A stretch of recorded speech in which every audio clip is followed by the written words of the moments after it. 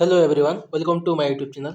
आज आम देखा ओडिशा पुलिस तरफ दुईटा नोटिफिकेशन आसी आमर डीपीओ कैडर जोटा आमर एग्जाम होता जो जूनियर क्लार्क पदवी आउ ता सहित आमर ये ओएससीपीआईआरबी जो सिपाही कनेस्टेबल ताहार एनसार की विषय रे चलतु कौन कौन नोटिस आसी से विषय देखा।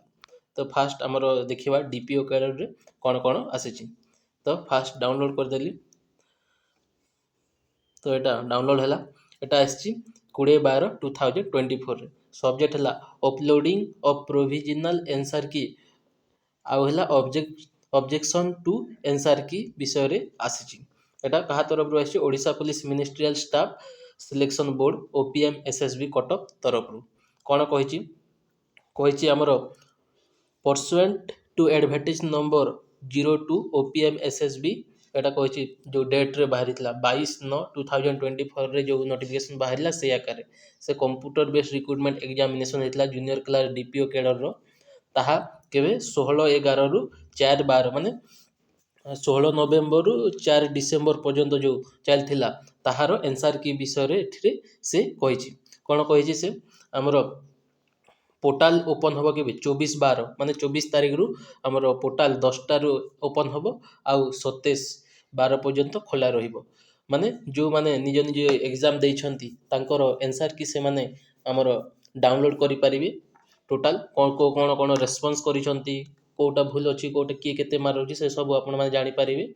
आउ कौन कहिछि आगो को लास्ट है 27/12 submitting document the user also available some portal those कही ऑब्जेक्शन राइज करें।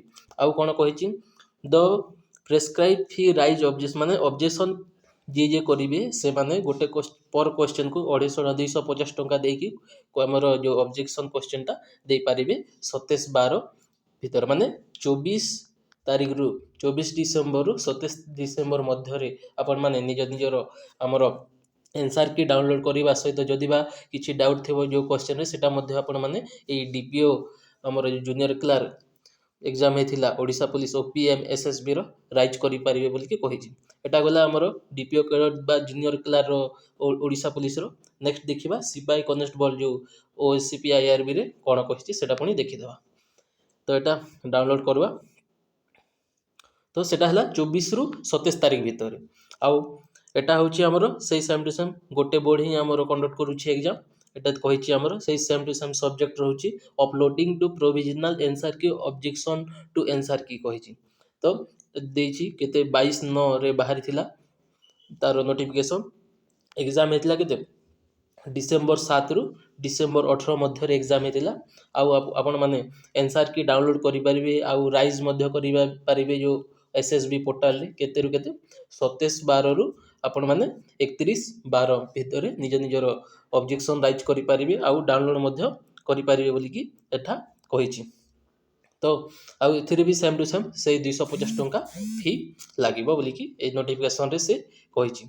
तो आपण माने जदि बा आउ मोटा मोटी भाबरे कहिछि डीपीओ कैडर जो बाहर थिला जूनियर क्लार्क ताहार आंसर की हमर 24 रु 27 भितर आपण माने डाउनलोड करि परिबे ओ ऑब्जेक्शन राइज करि परिबे ताहार फी हैला 250 टंका सेटा गला। तापरे हमर रहला ओएसएपी आईआरबी एटार केते 27 रु 30 डिसेम्बर भितर ऑब्जेक्शन राइज करिवे ता सहित आपण माने निज निजर आंसर की मध्य डाउनलोड करि परिबे आ ऑब्जेक्शन राइज करि पाले एथिरे मध्य 250 टंका गोटे क्वेश्चन पाए एटा होची मोटा मोटी भाबरे गोटे नोटिफिकेशन थिला।